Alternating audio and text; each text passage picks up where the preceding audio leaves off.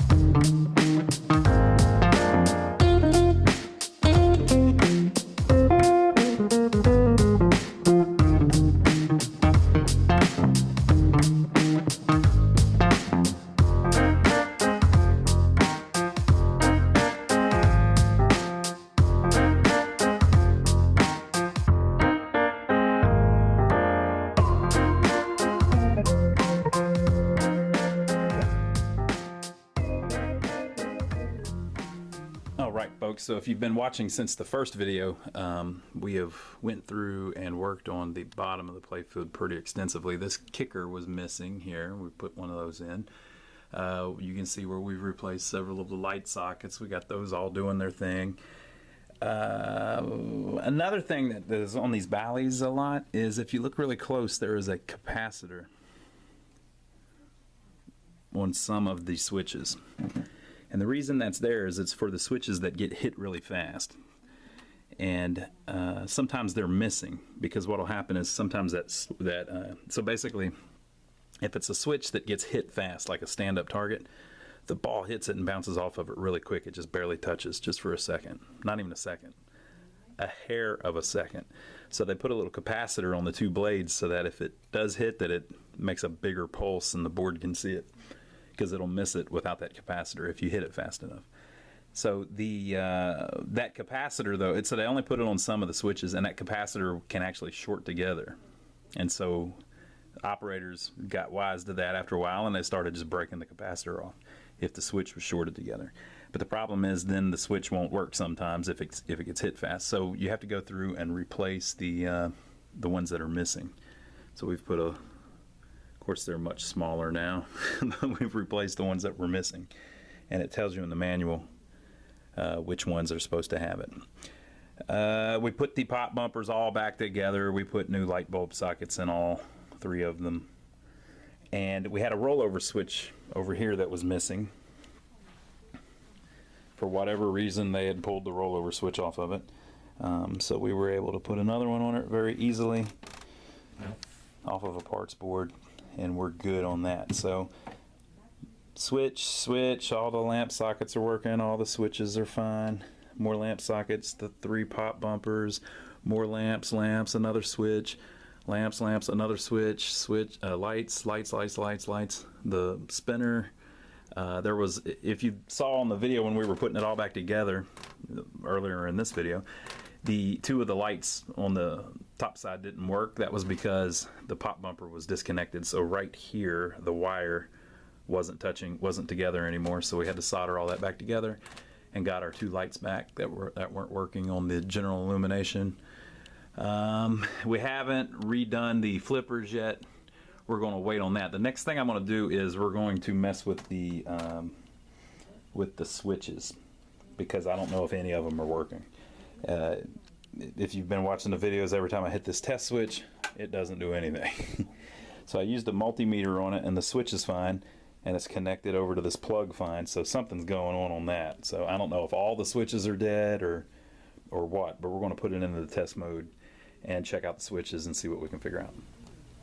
Okay, so what I did was, since we put that brand new MPU board in there, if you didn't see in the second video, we put a new MPU board in it. It actually has a test button on the MPU board. There's not one on the original boards, but on that one there is one.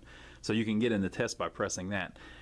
And so I was able to get into the switch test mode, and it was telling me this is what I was presented with, 2 blinking. So when I looked up in the manual, target number 2 is this top left target, and sure enough, when I twisted the little capacitor off, we don't have a bad target anymore. Maybe I can show you how it doesn't work. So I'm just going to hit it really fast. So you can imagine if the ball hits it that fast, it doesn't read, right? Because there's no cap on it. But it works. Now on a rollover like this one, you know, the ball, it takes it a little bit of time to roll over it. Basically all of our switches are working with the exception of this bottom right slingshot. For whatever reason, that switch doesn't work. So I thought, well, maybe the slingshots don't show up on it, but if you touch this one, it works just fine. So that bottom right one is suspect. The spinner works. All of these little side ones work. Everything's cool. So if you get one that doesn't work, it could just be that it's dirty. So you got to look at that first. But we'll keep messing with that. So I think we've only got the right slingshot doesn't work. But we've also got, see how this has been a problem for days now. See how the 1, 2, 3, and 4 player lights are like, have this weird shimmering thing going on where they're like kind of coming on and going off? It's doing that with several different light boards in it because I was messing with the light board on the previous video. So no matter which light board you have in it, it does that. Kind of freaky, kind of like poltergeist or something. So I still need to track that down and see why that would be. It may be a bad display making it do it or something. So we still got to keep our eye out for that. But I still got to figure out what's up with the test switch. So we're going to track down in the schematics where the test switch goes. I believe it goes over to the solenoid board. Okay folks, so we're in the test mode and I figured out the switch is fine. And the wires, for whatever reason, on the test switch, they don't hook up like the other switches. So one of the wires goes right here on the solenoid board. So I used a multimeter to check from between there and the switch, and it was fine. So that line's fine. And then one of the wires goes from this one pin to the other side of the switch. And that wire wasn't connected. So I changed the pin on the end there, put it back on, and we're now up and running with the test switch. So that worked out good. So we've got our test switch fixed. All of the switches seem to be working except for the bottom right slingshot for whatever reason.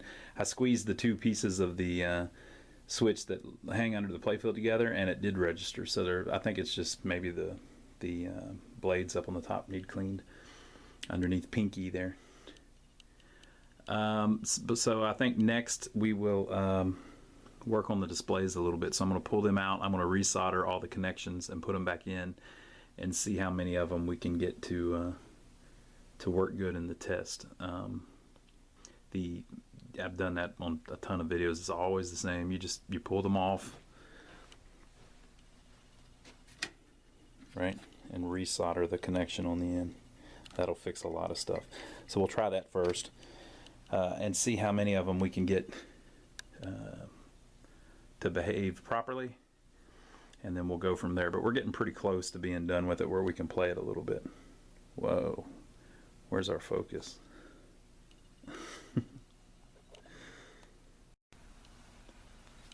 So we resoldered all of the displays, put them all back in. I had to steal one off a parts machine because of the ball and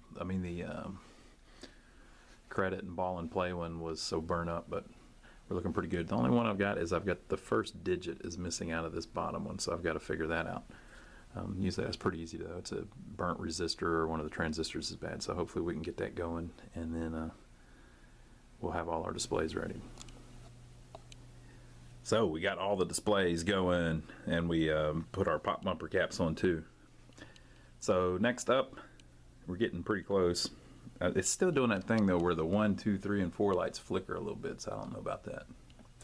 But next up, we're going to rebuild the flippers, and once we get that done, we can actually start it up and see how she plays. So I'll pop up the hood of it. Basically, we're going to put new plungers on it.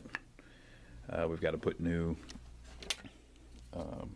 flipper boots on it, shoes on it, and get them slanted just right, and then we'll be able to play it. So if you're rebuilding your flippers, the first thing you definitely want to do is replace the nylon sleeve that goes in the middle of the coil, because those cause all kinds of problems. And then the plunger usually needs to be replaced too. If you I don't know if I can do this with one hand. Let's see how dexterous I am.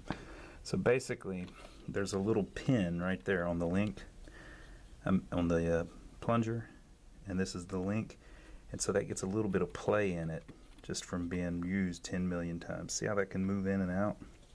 So when you hit the flipper, that moves first, and by doing that it weakens the flippers, so it makes them where they're not as snappy, right? So we replaced the plunger and the nylon sleeve inside it. Now, other things you may have to replace: the end of stroke switch sometimes is so pitted and messed up that it needs to be replaced. Sometimes the coil stop, the end of it will be, that's inside the sleeve will be so screwed up that it needs to be replaced. Sometimes your coil will be burned up and it needs to be replaced. I mean, you can have problems with any thing on the flipper, and all of those can be bought new. You can even buy an entire new flipper assembly. They're different for each manufacturer and the year, but you can buy that all new if you want.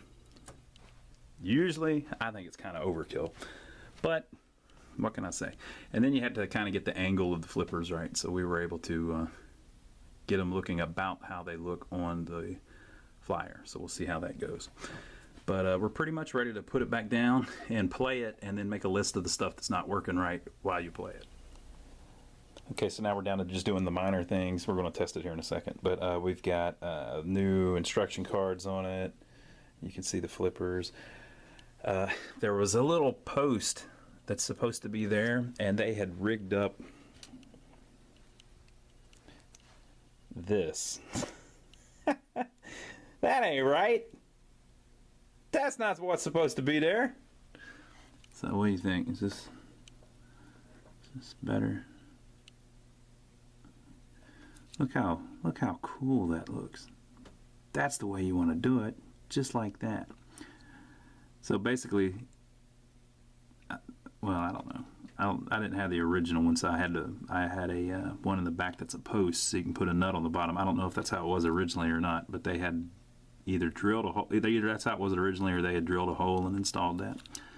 So whenever you're working on them, you always run into just crazy crap like that. And that little post, its only purpose is so when the ball goes, it won't hit that little metal piece, the spinner thing behind it. You know, it's just there to protect that.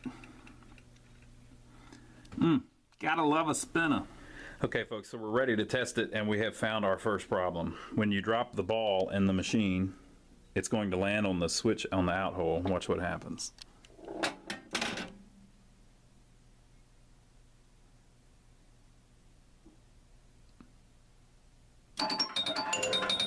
It's making the whole game reset. Also, when you start the game, watch what happens. So we automatically scored 100 points for some reason. And it seems like you can score most things. Oh, and look, see how our lights are still doing the thing, but look how the first one is staying on like it's supposed to.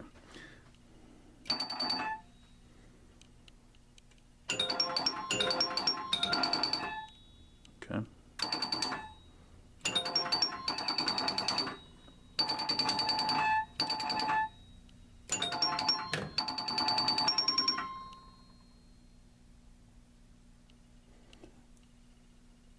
Plunger up there went off when I hit that, maybe?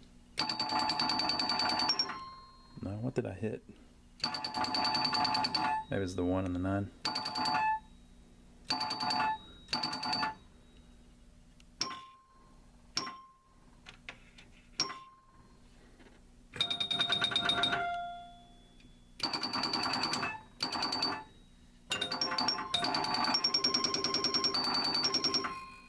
I think it's scoring way too much, but we've got something somewhere. We got a wire across somewhere doing stuff it shouldn't do, and the right kicker is not kicking. The switches aren't working right. Okay, so maybe that's a clue. Maybe the right switch being...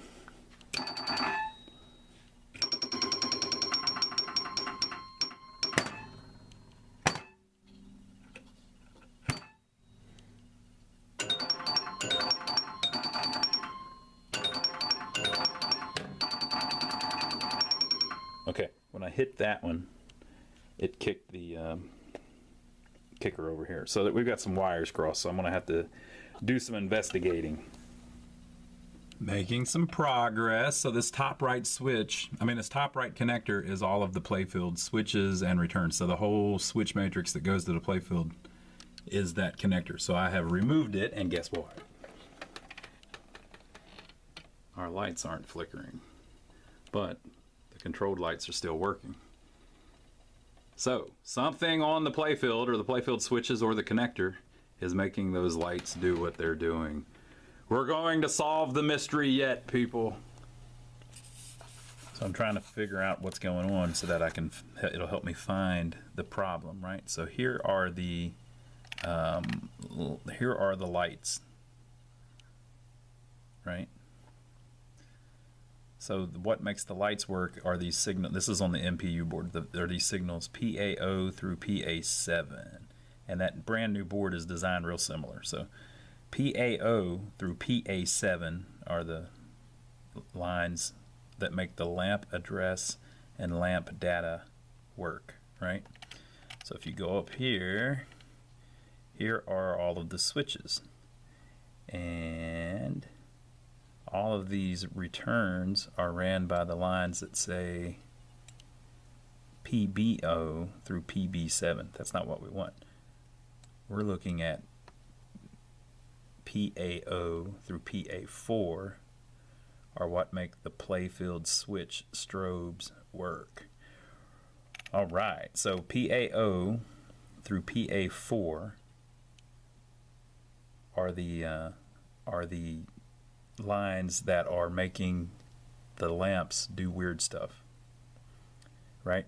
Because that's the only thing that's also connected to the switches, and it's only connected PA0 through PA4. So I've got a problem of some type on the Playfield switch strobe lines, which is PA0 through PA4. And the reason that I know it's on the strobe line is because it's screwing up the lamps too, right? And so it's saying PA0 through PA4. It's probably messing up one of the lamp address signals somehow. So we'll look over at where the switches connect. Okay, so this is the switch matrix, and as you can see, they call it STO by this time, but 0, 1, 2, 3, 4. These are the strobes that are the problem, right? There's some kind of problem on these. Now look here. The out hole connects to A4J21 right there. So this switch, whenever it connects, makes the whole damn game reset. Well, look at this. The next thing that connects to is the tilt. Glunk, glunk, glunk, right? So I don't know if that's a tilt making it reset, but you wouldn't think a tilt would make the whole game reset, but maybe if it's screwed up, I don't know. And then it says player up score set. I don't understand that really, what that means, but on this game, the first player tries to get balls 1 through 8, and the second player tries to get balls 8 through 15. And then so it rolls up to the alley rollover. I didn't see any problems with that. And then it comes up to the score 500 round target. That's that one in the top left that whenever I hit it, it does all kinds of crazy stuff and makes the left return kicker fire, right? So look at this, score 500 round target, and would you look at what's over here? The left return kicker return is connected directly to that target. Okay, and then the score 10 3 rebound. Remember, I was hitting those and I'd say, I don't think that's right, it's giving us way too many points. That's these, right? So this one's acting weird, this one's acting weird. I didn't see a problem with the alley rollover, but I only hit it a couple times. The out hole is acting weird. So I'm thinking this line's got some kind of problem. So this line I need to track down, and I need to see if it's shorted to something, or if it's touching a piece of metal, or if it's connected to the wrong side of a diode, or if one of these diodes is bad. So I'm gonna track that all down and see if I can see any kind of issue, and I think our problem's going to be on that somewhere. Pardon my language, but have I got some shit to show you? So when I got it, this coil's been replaced, right? They've been working on this. Now I took the whole thing apart and didn't pay much attention to it, but look real close up here. The end of stroke switch. So okay, so the way the end of stroke switch works is you have two wires coming off of it that connect. One goes to each side of one of the windings in the coil, and when the flipper comes open, it opens this and it lowers the power on the coil. Well, look at this shit. Can you see the problem? Look, they've got a white and red wire, but there's two of them. It shouldn't be like that, and it's coming from the loom over to here, right?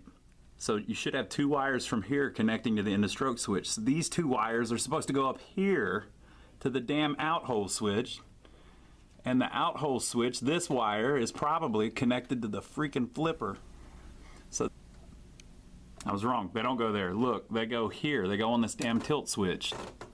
Remember on the thing it said that the tilt switch was on that line too? It goes right there. So those 2 wires should connect over there. And then I got to rewire this into stroke switch, but that should fix everything. I moved the wire, and as you can see, the 1, 2, 3, 4 player bulbs are no longer flickering. If you couldn't tell what I was talking about, they had hooked the damn switches to the solenoids. So the solenoids run off 43 volts, and the switches run off, I think, 5 volts. So how in the world that didn't fry something, I don't know. Or maybe it has, and I just haven't figured it out yet. So let's try it, the balls in the out hole. Let's kick this out. The number 1 light is on. Okay, oh yeah, whenever it lands in an out hole, it messes up.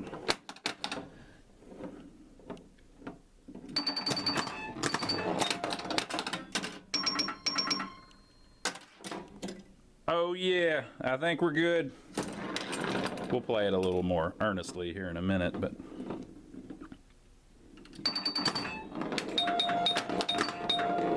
I may have to. Oh look, our right slingshot started working. I cleaned the switches though earlier, so that may have been it.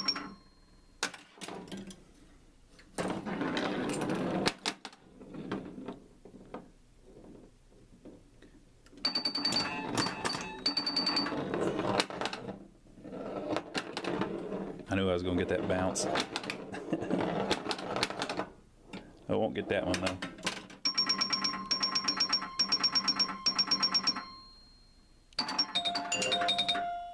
Wow. Okay, so now what we need to do is, we still got to test it a bunch and stuff, but I need to show you the Backglass. What is going on here? I did not do this. This one ain't me, folks. Now you've probably seen me butcher some other Backglasses that were already ruined anyway, but I did not do this. This was somebody else. Now they may have watched one of my videos and got the inspiration, but I did not do this.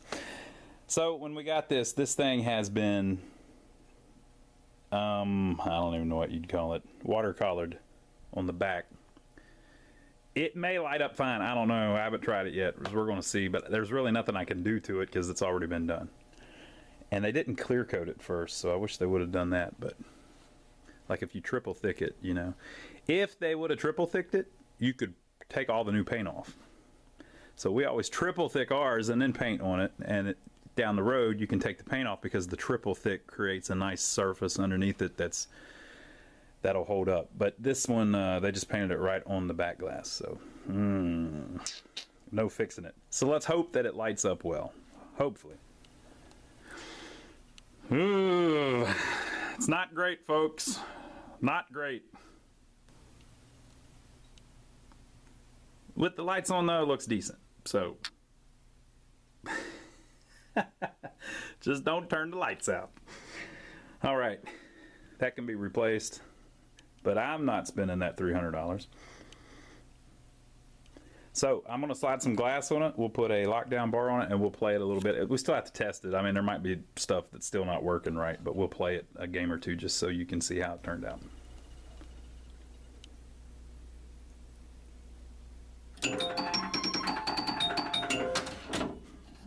And again, we're just testing it. It may have problems.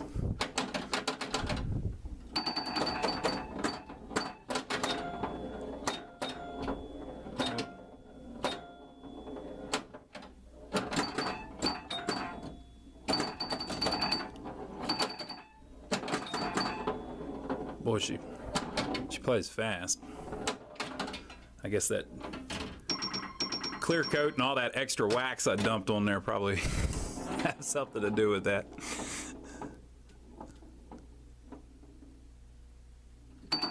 Yeah, see how it gave me both of them? That's because it's set on 3-ball. It makes it a little easier. Okay, did you see how I hit that? Well, You see how I hit that center pop bumper and it immediately shot it back, but it didn't make the chime? That's because it needs to have one of those caps on it. Whenever that I was having all that trouble, I took a lot of those, the caps that I had added, I took back off because I thought that maybe I had put the wrong size one on or something.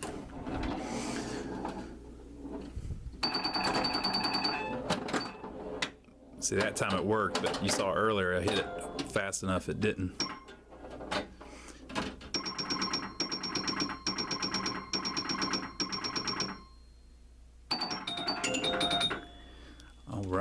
All right, so I'd like to get the kicker to kick one time.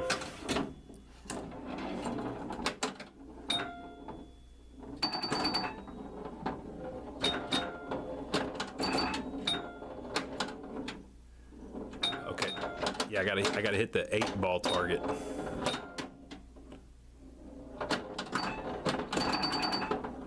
If I hit the 8-ball target, I may not have the flippers angled down enough too. I don't like them when they're hanging all droopy looking.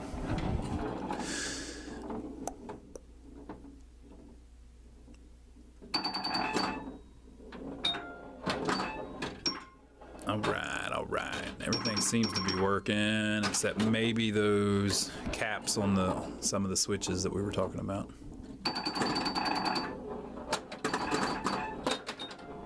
So I need to try to hit that 8-ball target up there, which is a good shot from this one.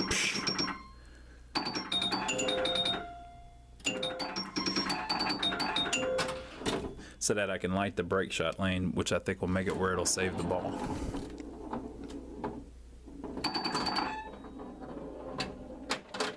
Oh, slid it right by me.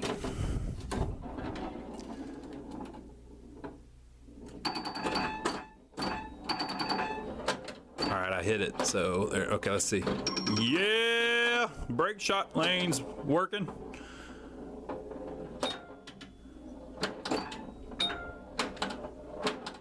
Ooh. Let's see if we can get a good. I'd like to get a good spinner shot, and I'd like to hit those two, the 5 and the 6 ball on the left and the right, to see if they're working.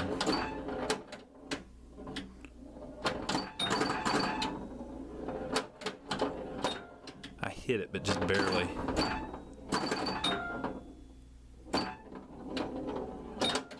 Oh.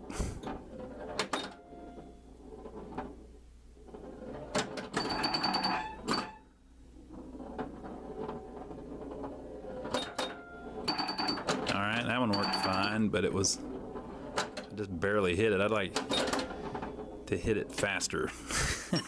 That way I can tell if it's working for real. Okay, we'll play it one time with the lights out.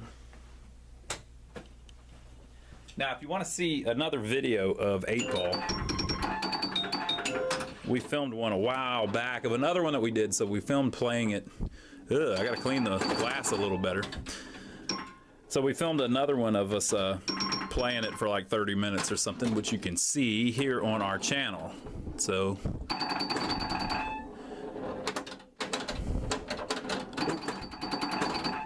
I got my brake shot lane.